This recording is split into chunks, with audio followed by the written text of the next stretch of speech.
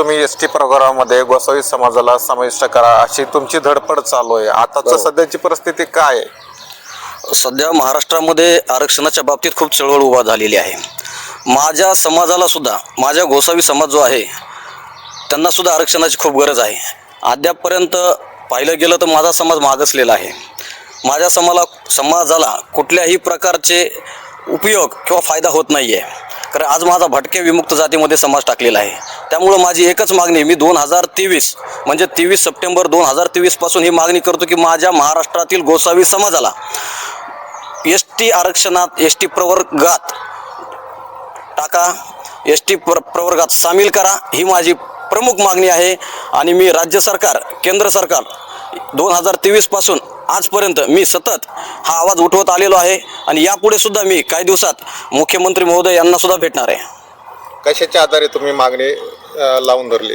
हे बघा, आमचा गोसावी समाज जर पाहिलं गेलं तर आज महाराष्ट्रात NTB मध्ये आहे. माझं एकच म्हणणं आहे की बाबा CP आणि बेरार ऐतिहासिक जो प्रांत आहे, जो 1903 ते 1950 पर्यंत आष्टी प्रांत जो होता, त्या गोसावी समाजाला 1950 मध्ये अनुसूचित जातीमधून वगळण्यात आलेला आहे. आमचा गोसावी समाज शैक्षणिक, सामाजिक, वंचित, आर्थिकदृष्ट्या मागासलेला समाज आहे असं बार्टी म्हणते. अनुसूचित जाती जमाती आयोग म्हणतो हा समाज 1950 व 1976 नुसार या समाजाला अनुसूचित जातीत समाविष्ट केलं पाहिजे असे स्पष्ट शिफारस केली आहे. 1961ला सरकारने भटक्या विमुक्ताची स्वतंत्र सूची बनवलेली होती. त्या आदेशाने भटक्या विमुक्तांना अनुसूचित जाती जमातीच्या सर्व सवलती देण्यात याव्यात असे म्हटलेले होते.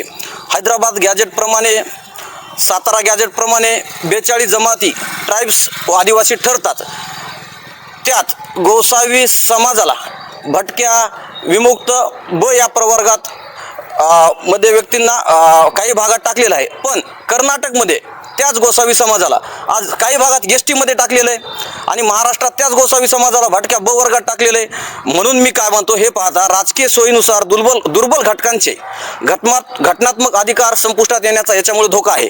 सामाजिक न्यायाचे रक्षण करण्यासाठी महाराष्ट्रातील गोसावी समाजाचा पूर्ववत ST म्हणजेच अनुसूचित जाती जमातीमध्ये ST मध्ये समावेश करावा ही माझी मागणी आहे.